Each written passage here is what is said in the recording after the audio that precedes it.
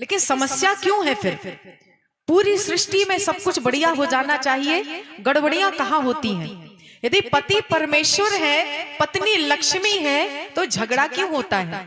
माता पिता यदि देवता तुल्य हैं, तो फिर माता पिता कभी कभी बच्चों के साथ अन्याय क्यों कर जाते हैं? समस्या ये है कि बात किसके लिए कही गई है वो न समझ के उसे दूसरा समझ लेता है व्यक्ति। पत्नी के लिए कहा गया कि आपका पति ही परमेश्वर की तरह है। इससे ये फायदा होगा कि पत्नी यहां वहां उसका मन नहीं जाएगा, माता पिता को छोड़कर आएगी तो पति ही परमेश्वर अर्थात एक जगह मन टिक जाए और उससे पूरे परिवार समाज देश का कल्याण। लेकिन ये बात कही गई पत्नी के लिए कि आपके पति परमेश्वर की तरह हैं, तो पत्नी तो ठीक है, पति महोदय भी अपने को परमेश्वर मानने लगते हैं। बस अब क्या है, अब तो हम ही भगवान हैं, अब चाहे हम लात जूता करें, चाहे मिट्टी तेल डालें, चाहे जो करें। तो ये बात पत्नी के लिए कही गई, लेकिन इसको समझ लिया पतियों ने अपने लिए। फिर माता पिता देवता तुल्य हैं, तो ये बात बच्चों के लिए कही गई, जिससे बच्चे लोग माता पिता का वृद्धावस्था में उनको अनाथालय में न डाल दें।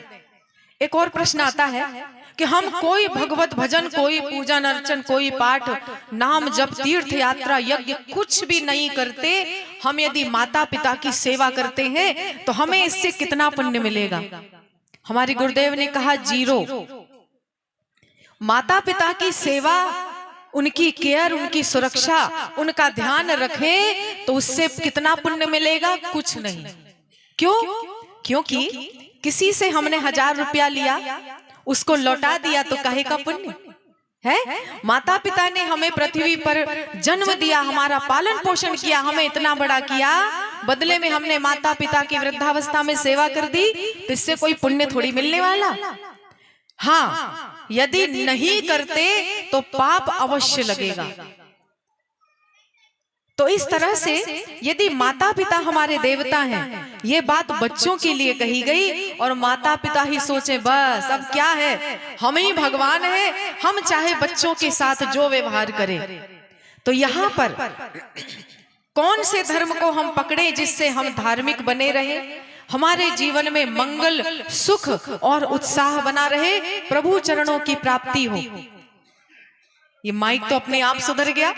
बोले राजा रामचंद्र भगवान की।